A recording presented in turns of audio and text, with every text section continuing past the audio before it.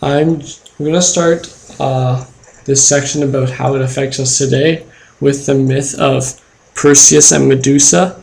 Perseus was sent to defeat the serpent Medusa, but he couldn't do so because if he looked at her, he would be turned into stone. So he was given a gift of a shiny shield that he could conveniently look at to see Medusa but not be turned to stone, and was eventually able to defeat her. So this idea of reflections kind of carries into our modern philosophy of like we can't really look into the face of evil without some aid of a mythological or philosophical filter of some sort. Our myths and symbols try to protect the humans of today from the impacts of such radical evil. And it continues the theme of the reflection when we see that much of the evil out in the world is in some measure of a reflection of what is inside us, our natural or our human nature for evil. So myth tries to counsel us that the only way to truly understand evil is to understand that it is a mirror of our daemonic elements that are present in nature and humanity. So we both have a good side and the bad side, and we try to say that we are only the good, but we are actually also the creators and definers of evil. So that's why a lot of philosophers say that we are morally required to accept what we do, the evil that we make, so that we can attempt to limit it and possibly eliminate it entirely. So all of the beliefs and myths we've been talking about have existed in their purest form in the religion of Manichaeism. This religion existed in Persia in the 3rd century AD, and it was held together by Mazdian, Gnostic Christian, and other small pagan beliefs. So the idea of Satan and God living co-eternally was the central idea of this ancient religion. Good and evil were intertwined and existed together as one thing. Also, as part of this religion, many psychological problems were associated with the work of demons. Psychological problems such as emotional disorders, madness, or lunacy was seen as literally the work of demons going inside people's minds and pushing them into this unfortunate situation. But actually, many of these psychological problems are easily blamed on other things, like today. We see medical disorders arising from bad environments, bad childhoods, but in this religion, all of these psychological problems were blamed on the work of demons. So, as we've been talking about, people have always had their personal demons that they have chose to cast upon onto other things, usually originating from myth. So we're going to talk about the Mephistopheles in America, which is another name for the demons in America today.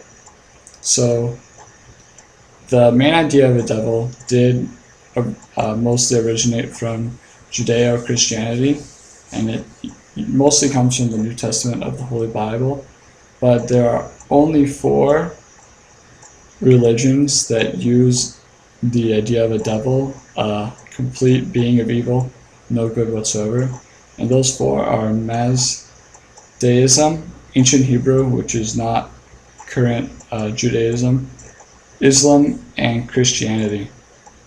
So these 4, particularly Islam and Christianity, have a large effect on America today. This causes whoever believes in this religion, both of these religions, to believe in the existence of Satan and spirits and the battles between good and evil. And current studies show that 66% of Americans believe in the devil. So this is just showing the effect of mythology that it is having on the world today, especially America, most people do believe in the devil because of mythology and other ancient religions.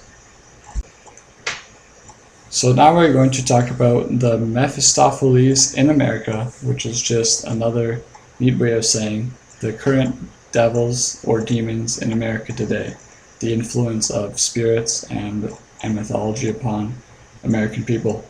So we have seen that people have always had their personal demons, but through mythology, they have been able to cast the evil away from themselves, so they don't have to live with the reality that humans are really evil in their core. So there's only 4 religions that the devil is completely evil. All other religions that have the devil related with it believe that the devil is only partly evil, not truly evil. But these 4 religions believe completely that the devil is 100% evil, no good whatsoever. These 4 religions are Mazdaism, ancient Hebrew, which is not current Judaism, Islam, and Christianity. Judeo-Christianity was the main one of these 4, and the talk of the devil being purely evil comes from the New Testament of its Holy Bible. So you can see the effect of these religions on everyday people, especially Islam and Christianity. 66% of Americans believe in the devil because they associate the devil with their religion and believe in their religion firmly. There have been instances where people receiving psychological treatment have envisioned images of devils growing within them and affecting them. This is no coincidence. The mythology is affecting people today and causing them to believe in devils and their effect on their lives. And finally, a summarization of the main points we have touched upon and we hope that you take away from this. So people are evil, but have managed to push evil away from themselves and onto myth. People have done this in the past, are doing it right now, and will do it in the future. People cannot live with the reality that there is something wrong with humans and something dark inside each of us.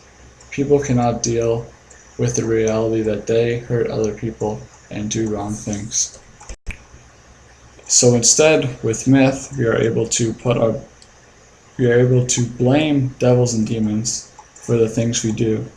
We feel justified when we do this and don't really improve and don't change. We just keep doing the same bad things and saying, oh, it's something else's fault.